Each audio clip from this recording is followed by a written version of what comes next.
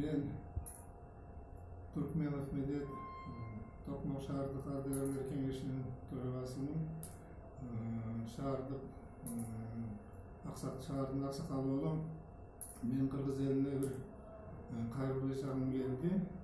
Акыркы убакта Азаттык, Кактус, Клоп, Next деген медиа тараткан органдар бар. Ушулар бир чагымчыл иштер жасап атат.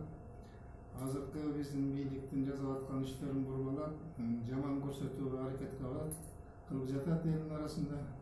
Ошондуктан мен элдин суранарын алардын жазган, алардын көрсөткөн маалыматтарына ишенбей, аларга катуу ушундай бир чара көрүп, колунан келсе укпай койсок, же болбосо ишенбей койсок жакшы болот эле деген ниетим бар.